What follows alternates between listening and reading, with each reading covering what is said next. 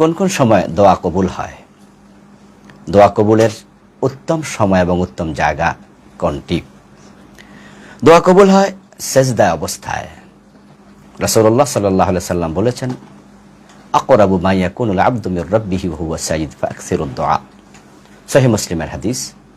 বান্দা যখন সেজদায় যায় সে তার রবের খুব নিকটে চলে যায়, তাই তোমরা সেখানে বেশি বেশি দোয়া করো।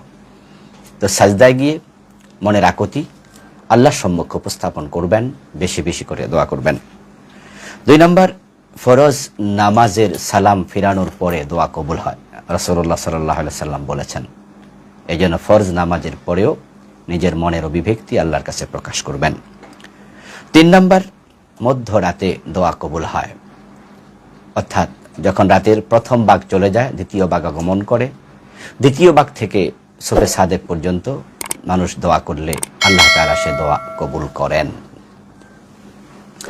3 নম্বর, বৃষ্টির সময় দোয়া কবুল হয়। যখন বৃষ্টি নাজিল হয় তখন দোয়া কবুল হতে থাকে। এরপরে সফরকালে দোয়া কবুল হয়। রাসূলুল্লাহ সাল্লাল্লাহু আলাইহি সাল্লাম বলেছেন, 3 ব্যক্তির দোয়া ফিরানো হয় না। যখন ব্যক্তি সফর অবস্থায় থাকে তখন তার দোয়া কবুল হয়। অসুস্থ অবস্থায় দোয়া কবুল হয়। রাসূলুল্লাহ সাল্লাল্লাহু আলাইহি ওয়াসাল্লাম যখন কোনো অসুস্থ মানুষকে দেখতে যেতেন, তার জন্য তিনি দোয়া করতেন এবং তার কাছে তিনি নিজে দোয়া চাইতেন। দুরূদ শরীফ পড়ার পরে দোয়া কবুল হয়। দুরূদ শরীফ পড়ে আল্লাহর কাছে দোয়া করবেন।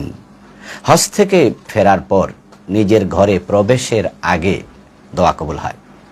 রাসূলুল্লাহ সাল্লাল্লাহু আলাইহি ওয়াসাল্লাম বলেছেন, যখন কোনো হাজীর সাথে দেখা হবে তাকে সালাম দেবে, মুসাফা করবে, তার ঘরে প্রবেশের পূর্বে তার কাছে তুমি বলবে, ওয়াকুল লাহু আন ইস্তাগফিরা লাকা, সে যেন তোমার জন্য আল্লাহর কাছে ইস্তিগফার করে, দোয়া করে, ক্ষমা প্রার্থনা করে, তখন দোয়া কবুল হয়।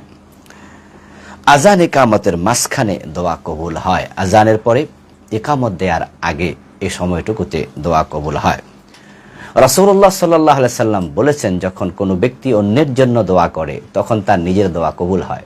একজন ফেরেশতাকে আল্লাহ পাঠিয়ে দেন, যে ফেরেশতা ওই ব্যক্তির মাথার পাশে বসে, তারপরে সে বলে, ওয়ালাকা বিমাসালিন, তোমার জন্য অনুরূপ, ওয়ালাকা বিমিসলিন, তোমার জন্য অনুরূপ, অর্থাৎ তুমি যে দোয়া করেছো তোমার জন্য ওই দোয়া আমিও করছি।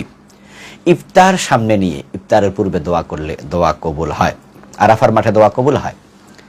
যারা হজ করতে যায় আরাফার মাঠে থাকে তাদের দোয়া কবুল হয়।